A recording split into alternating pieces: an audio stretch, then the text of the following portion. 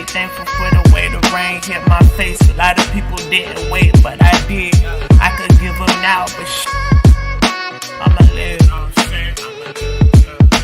Nobody talking about it, I'm the only one that is. I know that somebody out there hopeless as shit. Hear my voice pierce the speaker, you got this shit. You a kettle, all you need is heat to pop that shit. I'm from Carolina where they drop your shit like they work for Amazon, renting like marathons. Shot it better, I'm trying to hit like Barry Bonds. I'm off track, I'm back, about to change the world against me. I'm thankful for the day, thankful for the way the rain hit my face. A lot of people didn't wait, but I did. I could give them now, but I'ma live. I'm just thankful for the day, thankful for the way the rain hit my face. A lot of people didn't wait. Yeah, what's good, what's good? This is your boy Kevin Mullins, Mr. I Rep the Most High, and this is episode 21 of the Uncommon Rapport podcast, and I got my dear brother Tyrone KingCurrie in the building. What's good, my brother? What's up? What's up, man? How you feeling? Man, I'm feeling good. How about yourself? Man, I feel great, man. Blessed to be here. Absolutely, man. Man, it's been a long time coming, man. I'm telling you, this artist right here, he came on the tour with us. The beat we still moving too. This is the review if you didn't know it. He came out to the Murder Beat Showcase and he did his thing. But he's been with us for numerous of years. He took a sabbatical for a time period and he got himself right and created some new music. But before we go into this new music, that was the song that you heard is actually something new. But before we get any deeper into the new music, Tyrone KingCurrie, can you please talk to the people and let them know how did you get started? Well, I got started with music in high school. It was just a hobby at first, and it developed into something that I want to give to the world. I just want to be able to touch the people out there that's going through depression, that's going through something in their life, and be a place where they can go to get that inspiration. That's right. So you telling me that you utilize your platform to inspire somebody, to motivate somebody that may be going through a downspill. Did any of these things play out into your own personal life where you felt like the music was a therapeutic means to help you overcome certain situations? For sure. So a lot of people don't know I lost both of my parents. I lost my dad in 2013 and I lost my mom in 2015. So I kind of dive in to music a different way. At first, it just became some songs that I was writing to get me out of that situation because I was depressed at the time. I kind of had suicidal thoughts, and being able to hear a beat and be inspired and dive into that beat and just write and let that become just a vehicle to get me from depression to feeling like I'm accomplishing, just getting out of that space. And so losing my parents kind of propelled me into that. And then music brought me out of that state of depression. And I just took it day by day. But it first started out as just writing songs for me. It wasn't for anybody else. I never thought that I would be playing it for anybody else. It was just for me to hear my ears only. So, my brother, you telling me you created the music that just helped yourself, but you realized that, hey, if I'm going through something, and somebody else might be going through something as well. So you took that therapeutic means, which is the music, and you cultivated your craft. Well, I know the process is a lot different from, everybody else. Can you tell us how you cultivate your craft whenever you go into the lab? Well, how I do that is I hear a beat from a producer, and I never heard nobody say this, but the beat is already telling a story. It's a story of heartbreak. It's a story of fun. It's a story of partying. the beat already telling the story. When I hear it, I just want to have a conversation with the beat. So I'm telling my story, the beat is telling the story, and we're just having a conversation, and it comes out as music. So when you hear it, it's like two conversations being had at the same time, coexisting with one another, but you hearing it as music, and I'm hitting all the points. It kind of remind me of Guitar Hero, where you playing the guitar and you hitting the points. Beats have those pleasure points too. Okay. You see what I'm saying? Okay. And so when I get on a beat, you find those pleasure points and people hear it and it becomes whatever it becomes after that, whatever you make it. Oh man. Man, if you didn't, know that what you were saying, you almost talked about a relationship. You talked about how the music married the lyrics, or the lyrics married the beat, in such a way. And that's beautiful because those two things need to coincide with one another. You need to have good lyrics and you need an awesome beat in order to help cultivate and create your craft. Whenever you get in the lab and you're actually let's say executing your ideas, right? Is there ever a time where you might come to a stumbling block and you might have some mind fog and it seemed like it ain't all coming out? What do you do to overcome that? Do you take a time to relax from it, or what? Talk to the people and let them know, what do you do whenever you get to that kind of situation? Now, but when I get to a situation like that, it's kind of like you said, it's kind of like a relationship. So sometimes you just got to know when to leave a relationship when it ain't serving its purpose. So when I hear a beat, I might be able to think of something. I usually have a process that goes a little something like this. I hear a beat. If I can't think of anything right then, I'll give the beat a day or two. Okay. Sometimes I like the beat initially when I first hear it. I might not like it the next day. But after it made it through that process, then it goes into me writing to it. Sometimes I may not like what I wrote to it. I might end it there. But if it made it through that process, then I'll go to recording it. Sometimes I don't like the way I sound on the beat. Gotcha. So then I end it. But if it made it through that whole process and it made it to the recording where I'm actually put my voice on it and I mixed it down and now I'm listening to it and I want to put it out to the people, it's I'm married. You know what I mean? Right. You engaged with it. I'm engaged with it. I got on one knee. Yeah. You know what I mean? You may not want to put your side girl on Facebook. You see what I'm saying? Yeah. But once you get married, you get on that knee, you don't mind putting, look, this is me right here. The main thing. This is the main thing right here, and I'm not ashamed of it. You know what I mean? That's right. So once I reached that process, I got on one knee with the beat, and I'm ready for the people to see it. That's kind of how I view it. It's kind of like you said, a relationship. Absolute, man. And you definitely got to have the relationship aspect with the music. If you're going to do this and going to be staying true to this, you got to marry with one another. Find you a good producer. And if you can't find a good producer, start somewhere. Go on YouTube. Other artists have said that they use BandLab. Some people have used GarageBand to find these other parts in their relationship when it comes to the music.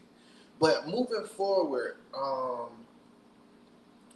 tell us about a time that you experienced with the music when you didn't think it was for yourself and you had to take that sabbatical in order to recultivate the land of what you was developing with the music.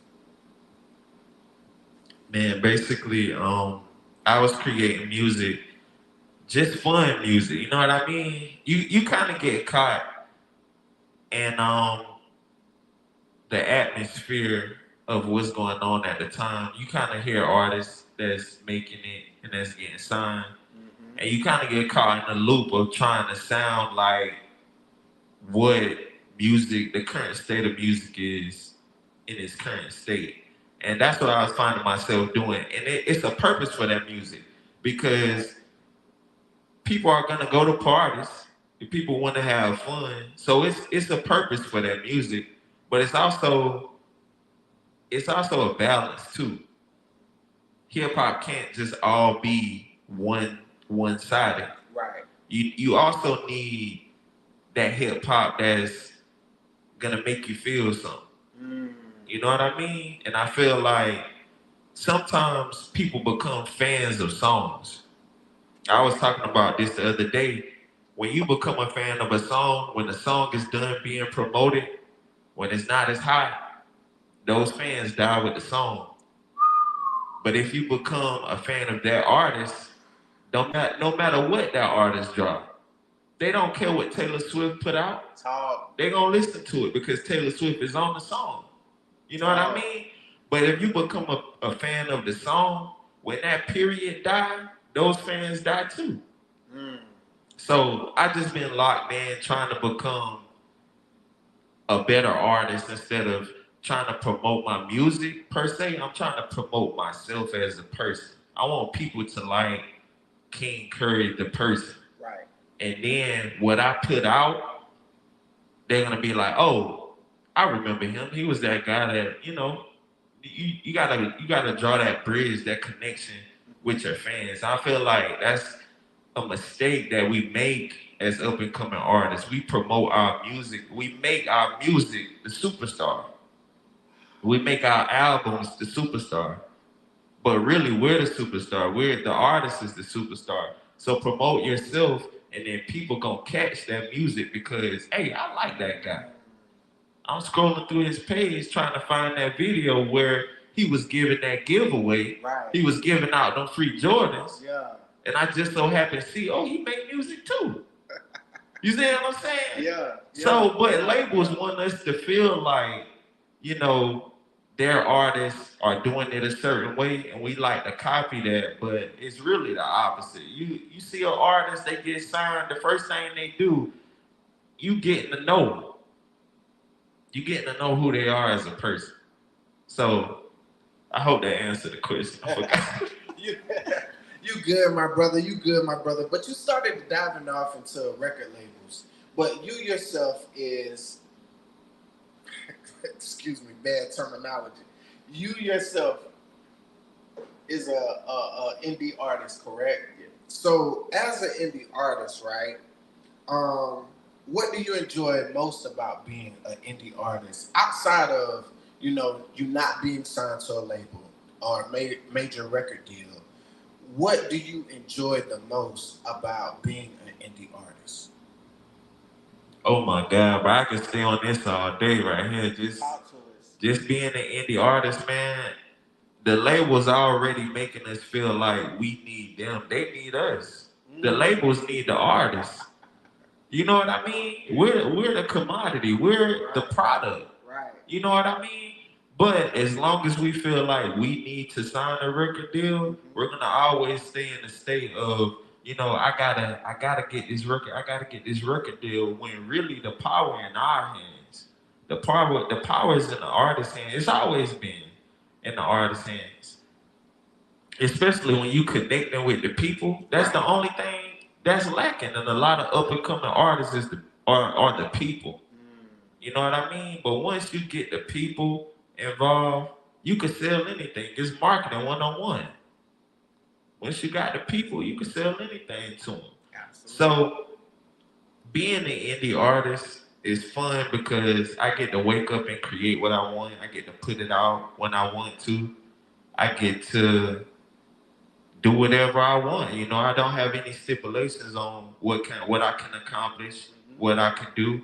And it's actually, I feel like it's better because I don't have to be shelved. I don't have to be on a wait, to do anything. It's all on me. But artists sometimes are some of the laziest people I feel like in the world. Why you say that? I say that because, it's up to us. You know what I mean? I'm lazy. I'm talking to myself when I say that. I'm lazy, bro. You know what I mean? I get up, I could be recording, I could be making music videos, but having a 9 to 5 got me trained to think that my downtime is for me, it's relaxed time. You know what I mean? Because when you have a 9 to 5, you letting somebody tell you when you could go to the bathroom. You letting somebody tell you when you could take a break, when you can eat. But then when you get time to yourself, what you telling yourself? You giving yourself a break? Are you giving yourself back that time? Or you seeing it as I'm gonna relax, I'm gonna watch TV, cause this week was hard, and I do that. I don't keep myself on a schedule. I don't wake up at 8 a.m. like, you know what, Tyrone? You need to get up and accomplish this right here by 12. I watch TV all day. Some people play the video game. So with you, you know, how can you take that energy and reverse it, right? Because you're talking from the lazy artist perspective, right? What if you took that time and gave yourself 2 hours to create, whether it was writing, recording, or creating the content? Do you think that would be somewhat more prosperous to you as an artist? Absolute. I know you would.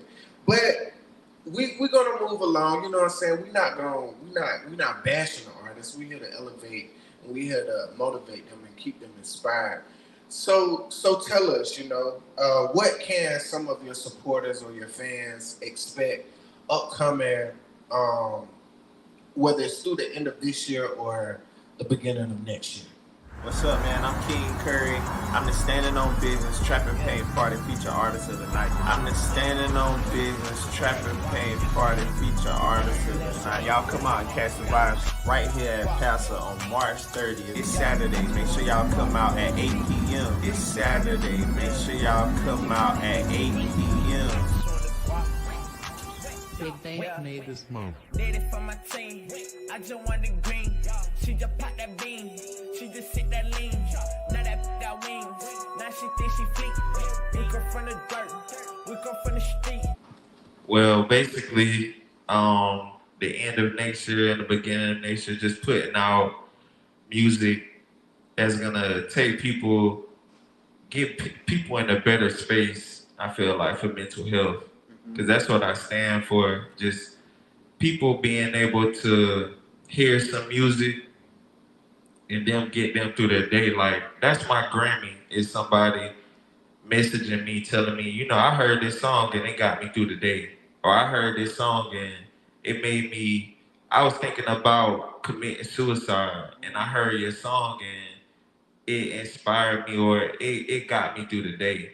And that's my Grammy. That's what keep me making music. You know, whether it's fun music, whether it's hip hop, whether I'm rapping, it doesn't matter. You know, as long as somebody hitting me up, I want to be the voice for those voiceless people. It's some kid right now in Missouri or Maine or West Africa. You know what I'm saying? It's some kid out there that's like getting bullied. Right. It's some kid out there that having a bad day. Right. You know, those are the people that's gonna connect. I mean, it doesn't matter what you represent, as long as you representing something that people can get behind, because those are the people that's gonna buy your merch. Those are the people that's gonna come to your show when they connect with you as a person and as an artist. You know, so that's what I make music for, and I feel like those are the people that's gonna buy my stuff. You know what I mean? So that's why I do it for. That's what keep me making music. Absolute. You've heard it here first from my dear brother, Mr. Tyrone KingCurrie. Where you from, man? Where you from? Hey, I'm from the legendary Connie, man. Man, South Carolina. Ain't no place like Swamp Falls. Hey, a beautiful place though. I don't let nobody talk down on because like population 6,000. I don't let nobody play with because people from New York don't let people play from New York. So that's how I feel about man. Hey, Absolute. My brother, you've heard it here once again on the Uncommon Report podcast. This is your boy, Kevin Mullen, signing out with brother Tyrone, KingCurrie. This is Common Ground. Blowing up. We still like a beach. Bobby, I'm Currie. Swing it to the lead. All they do is tweet. Run up on your block. Told the heat. Running in that coupe with that tent. You can't see. Yo, I just wanna talk. That should be my remedy. Yo, all they do is talk. They don't want no enemy. Yo, boy, I push that demon. That just look like Bumblebee. Yo, shining on these. Oh, they thought they were telling me. Yo, gas, I be lit. That bitch got me Japanese. Yo, run up on your block. All my need is cleats. Yeah, buddy nigga broke. And I speak that Guapanese. Big rock. I just want the guap.